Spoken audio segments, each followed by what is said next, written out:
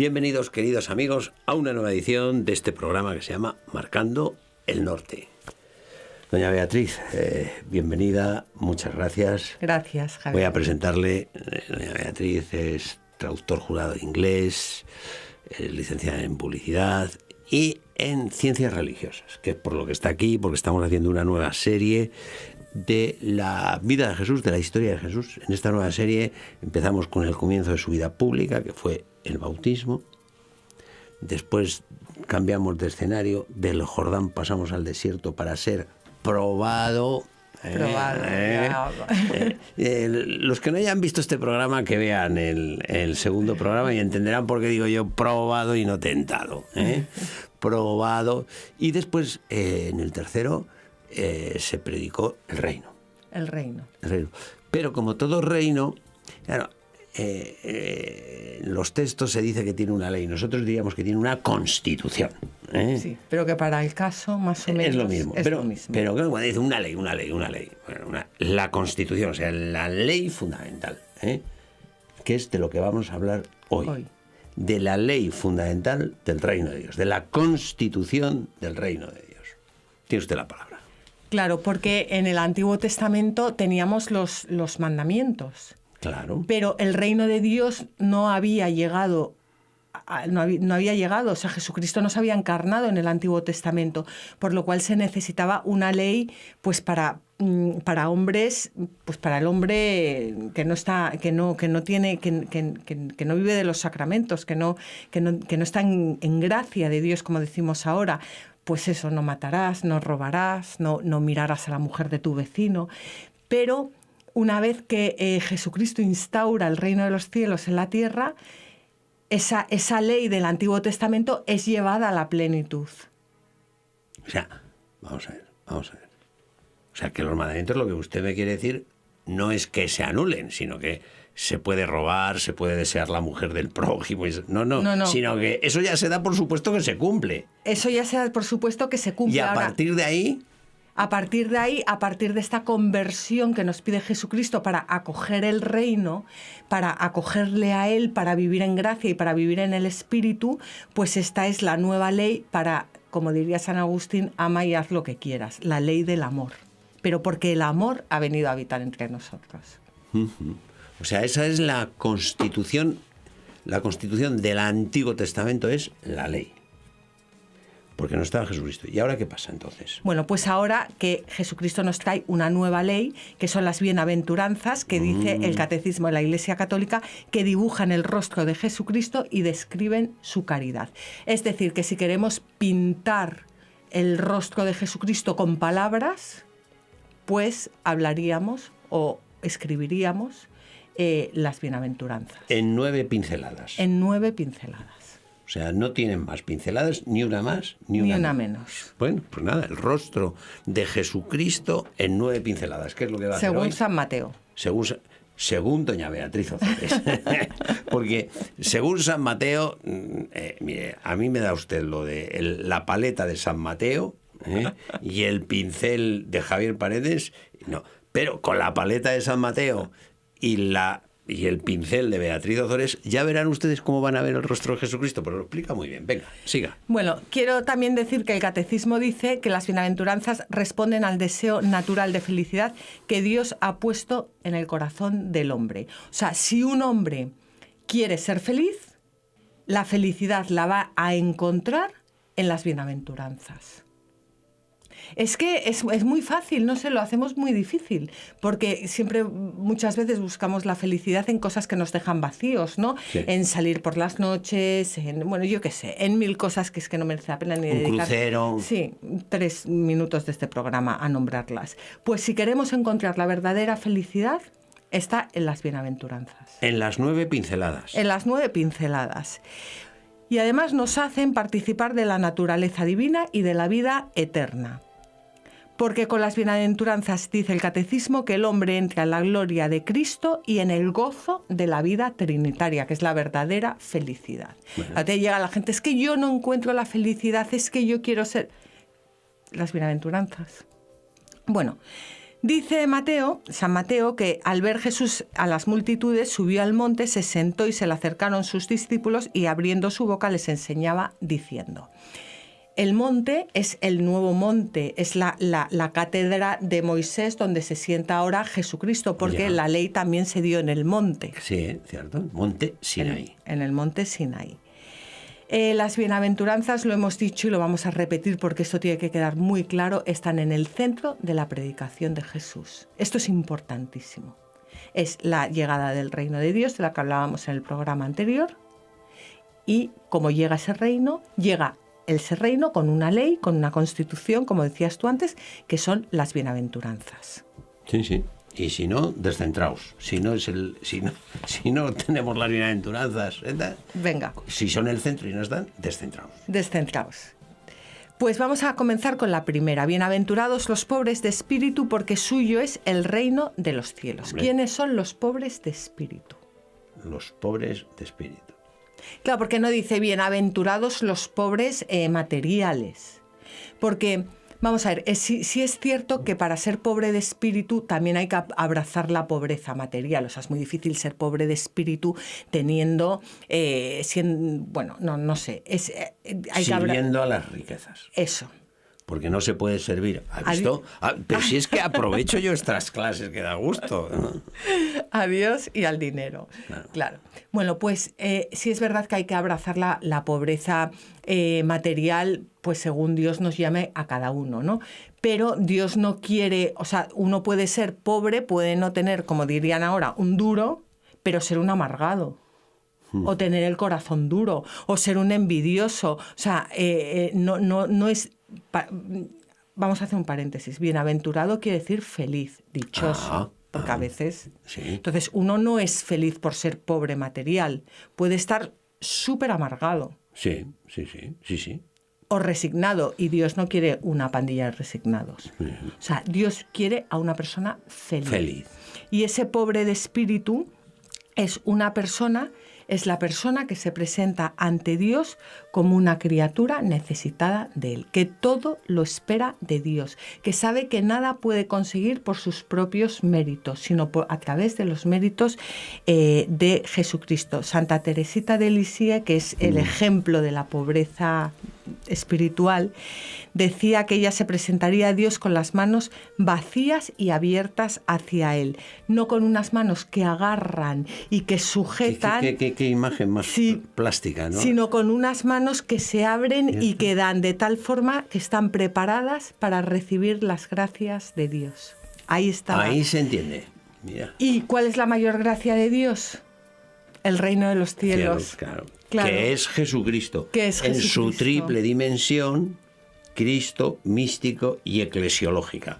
Es que el programa del último día fue decisivo. Claro. Venga. Pues felices esos pobres de espíritu, porque suyo es el reino de los cielos. Suyo es Jesucristo. Entendida a la perfección la primera bienaventuranza. Genial. Segunda. Los que lloran.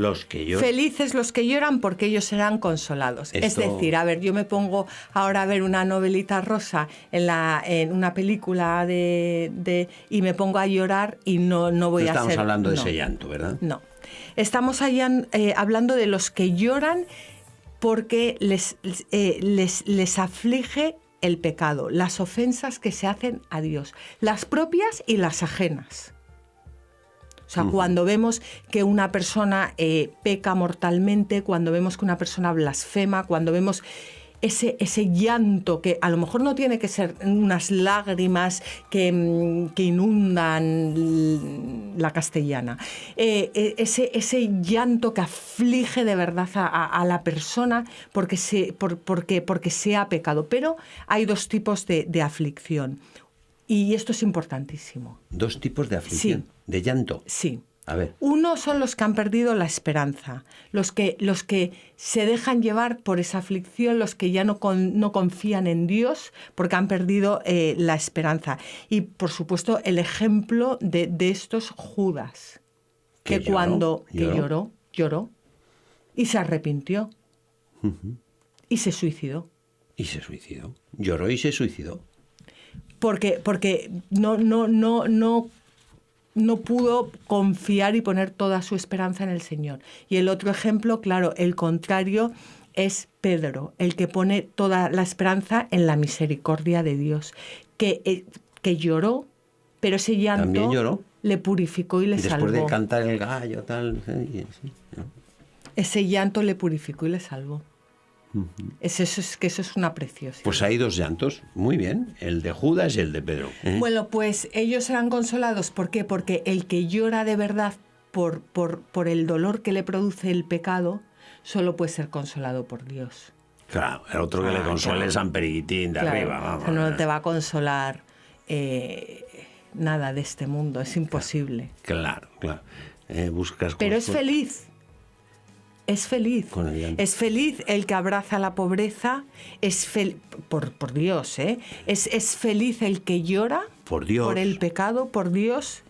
Y la tercera son felices, bienaventurados los mansos, porque heredarán la tierra. A ver, esto, desmenúcemelo usted. Es que, o sea, los mansos, cuando uno no ha tenido una conversión, pues en el mundo mundano Sí. podríamos decir los tontos. Los tontos, sí. Los tontos. Pues las personas que mantienen el ánimo sereno, que son humildes, que están firmes en las adversidades. Eso es otra cosa. Que ponen su mirada siempre en Dios, esos son los mansos, pero que a la luz del mundo son los tontos. Son los tontos. Claro, no es el que le da el codazo al de al lado, el que hace todo lo posible para... El tiburón en el trabajo. Sí. Y los mansos. esto lo explica muy bien San Agustín. Ah. Te dejo que lo leas, Javier. Lo explica San Agustín y lo lee aquí don Javier Paredes. Pues está bien, hombre. Son mansos los que en todas las acciones buenas lo único que les agrada es Dios. Y en los males que sufren no les desagrada Dios. Y en los males que sufren no les desagrada Dios. Considera esta norma. No te complazcas en cuanto de bueno haces, pues Dios resiste a los soberbios y da sus gracias a los humildes. En cosa buena que hagas, sea Dios lo único en agradarte. En el mal que sufras, no te desagrade. Haz esto y vivirás. Los mansos. Mansos. Pero está muy bien lo del primero. Dice, son buenos los que en lo bueno, lo único que les agrada es Dios.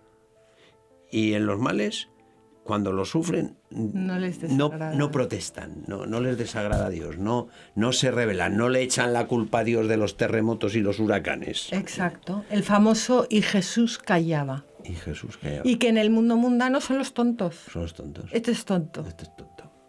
Bueno, pues nada, ya aquí al final ya veremos. Ellos heredarán, sí, eso se verá al final. Ellos heredarán la tierra. ¿Qué tierra?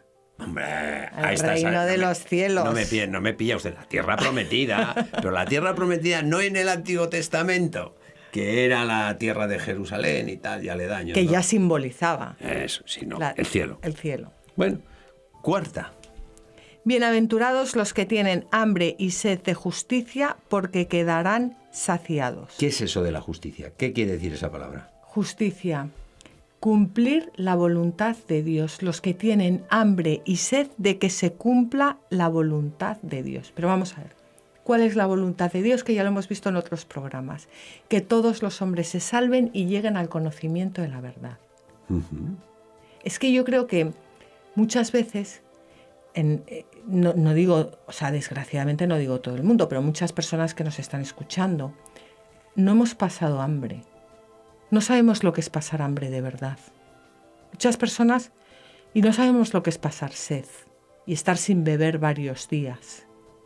Hambre y sed. Hambre y sed, sí. Ahora que lo dice usted. Claro, eso habría que preguntarle qué se siente a una persona que haya pasado, que desgraciadamente las hay. Las hay. Y en tiempos del Señor las había mucho y por lo tanto esto servía. Claro, ahora tenemos embalses frigoríficos, claro, agua embotellada, alimentos imperecederos, los que tienen hambre y sed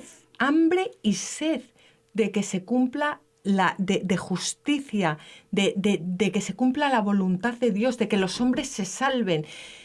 Claro, uno puede decir, no, yo tengo muchas ganas de que se salve la gente, pero tú tienes hambre y sed de. No, simplemente un educado. Porque una persona que tiene sed, que lleva 7 días sin beber, se recorre kilómetros y le dicen que a 60 kilómetros hay una fuente. Y se tira a la fuente. Y se tira a la fuente.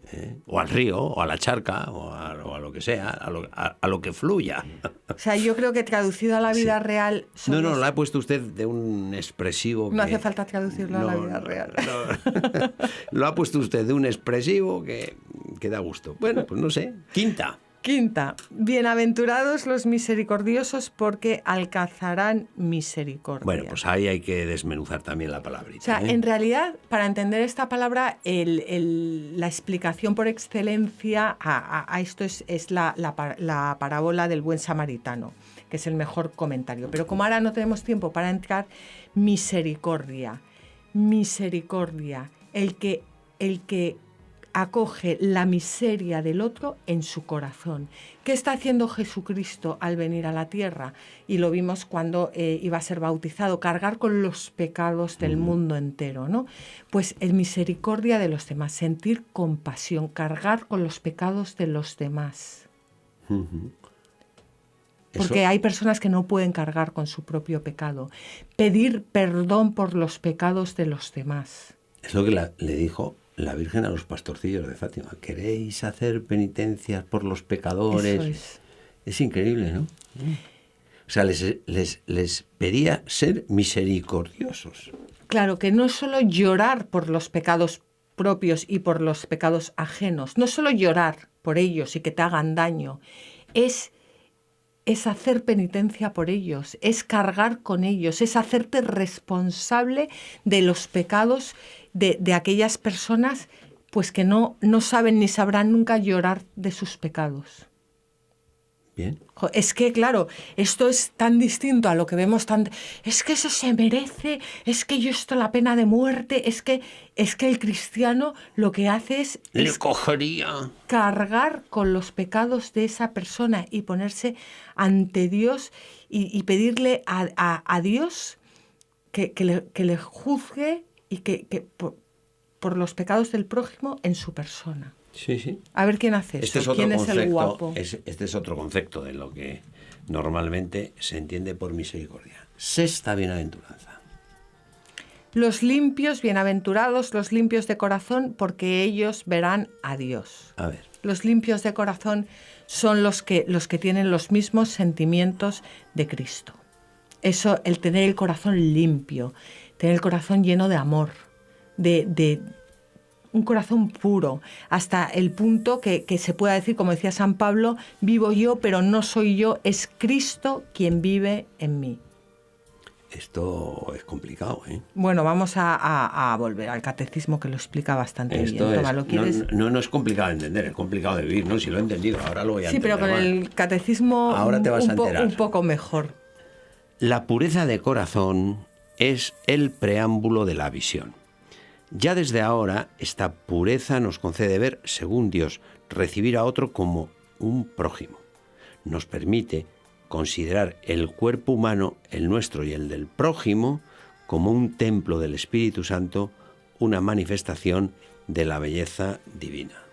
Claro, si por ejemplo un señor está mirando a una chica joven, en fin, no tiene esa pureza de corazón que le permite ver a esa chica joven como una verdadera hija de Dios, como un templo del Espíritu Santo.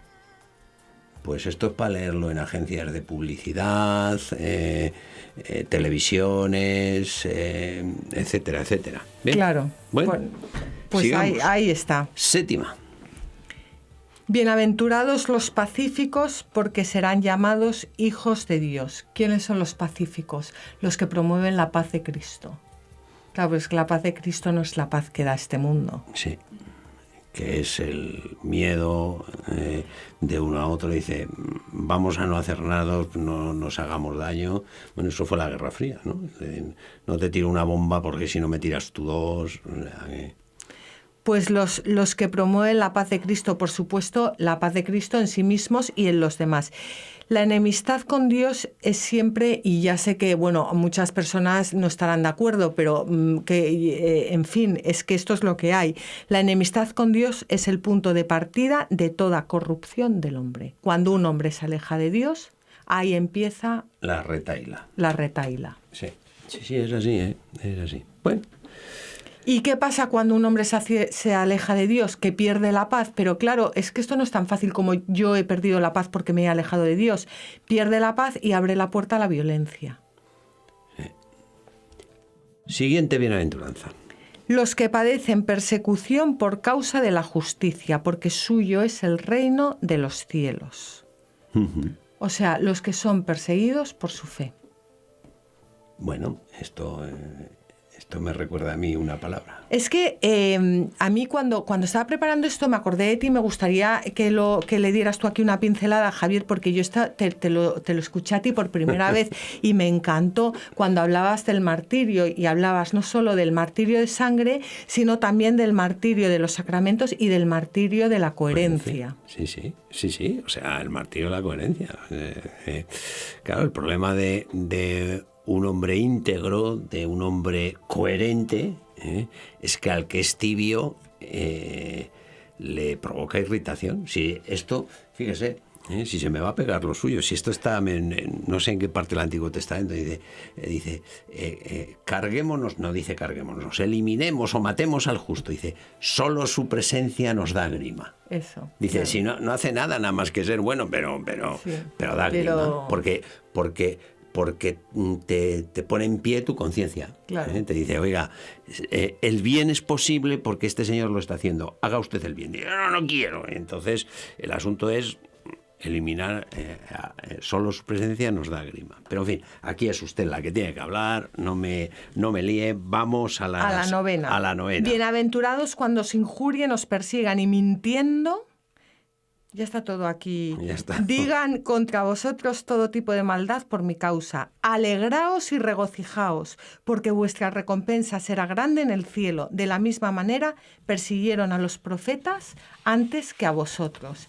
Y el profeta por excelencia, claro, es Jesucristo. Hay aquí, quiero leer esto, es de la primera carta de San Pedro. Nos queda un minutito largo, sí, da tiempo a leerlo. A leer esto, porque me encanta. Nos dice San Pedro, que ninguno de vosotros tenga que sufrir por ser homicida, ladrón, malhechor o entrometido en lo ajeno. Pero si es por ser cristiano, que no se avergüence, sino que glorifique a Dios por llevar este nombre.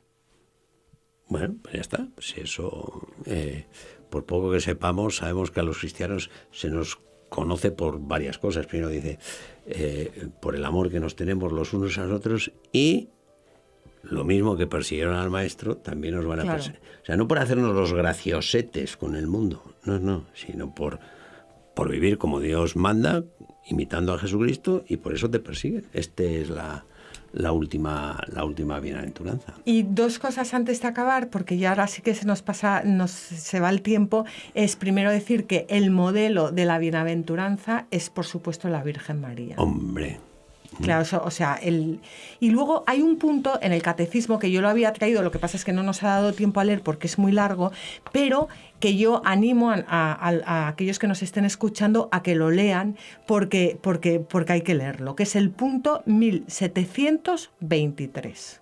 Bueno, pues nada, dicho el número 1723, que nuestros espectadores pongan de su parte, se vayan al catecismo y lo lean.